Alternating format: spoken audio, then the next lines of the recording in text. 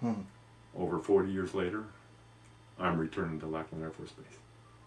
Nice. And I'm standing there and saying, you know, and you're watching this whole thing, and but that's all of what we're looking at here. That is all part of what we've done.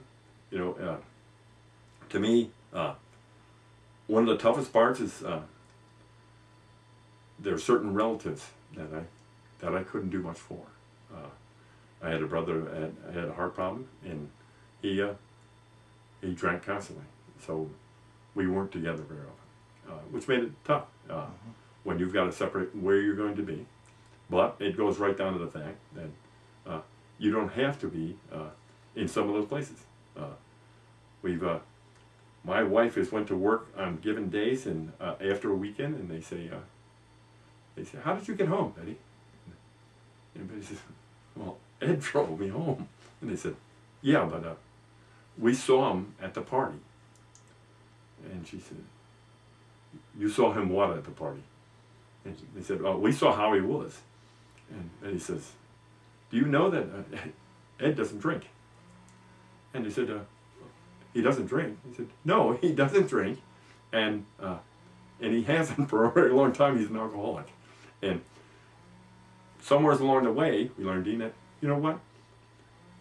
As soon as they start drinking, they don't know. Mm-hmm. They don't have a clue either Sure. what you look like and what you're doing. So it's all part of it.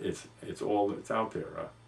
You know, I had to, you know, it's hard to believe the numbers. You know, somebody the other day sent me an envelope with a 36 saying that Ed, the only way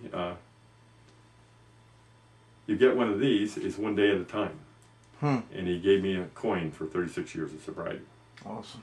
And the best part about John G here is, just in case you stand there and say, "Well, I have 36 years sobriety," he has 62 years. So 36 is like starting for him. There's so much to it when I look at the things that, you know, that I've gotten to see. This coming Sunday, on 7/11, my granddaughter will be 2, and I'll be at her birthday party. A couple of years ago, my grandson, who will be turning 9 this year, he saw me when he was 6 years old. He saw me on TV on the thing about drunk driving. He said, "Poppy, you can't drink, can you?" And I said, "No, I can't." And he said, "Oh." And people came to me and said, "Why do you want a 6-year-old to know that you can't drink?"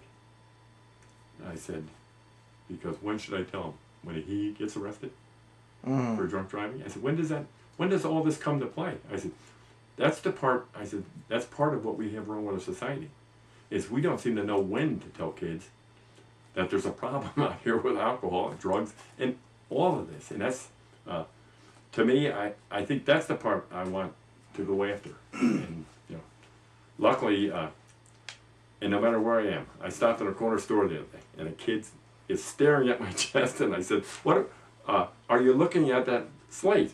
And he said, "Yes." I said, "That's the day that I quit drinking, and this is called the clean slate. And thanks to you, that's where it." And more people, when they see that, they want to tell you about themselves. Whether I'm in a grocery store, I'm in a public store down in Florida, and the girl working the deli counter is trying to explain to me how hard she's having it trying to stop drinking.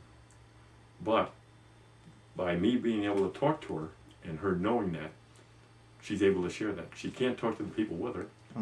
Those people are either out drinking every night, or they don't want to hear any part of what problem she has.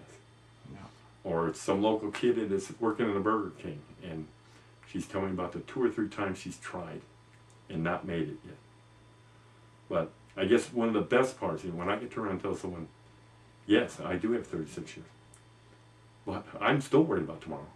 I'm still worried about what I haven't seen in this life that could be there." And that's part of part of surrounding yourself and making sure that you are with good people around you that you need, and being able to get to a telephone to call someone if a certain thing is there.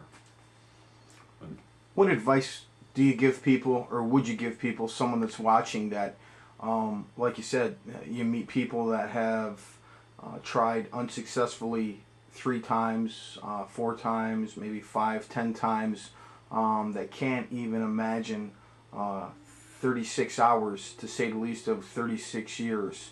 What do you tell people? What keeps it green for you? And what do you tell people that are 36 years ago where you were today? Well, when I look at that number today, it is so very hard for me to think of that, because back in the beginning, when I used to write it down by the day in that calendar that I had every single day that I got through, and thinking, I was looking at weeks and months. I certainly wasn't looking at 36 years, you know, and the part being is that you always have that chance, and that's the thing.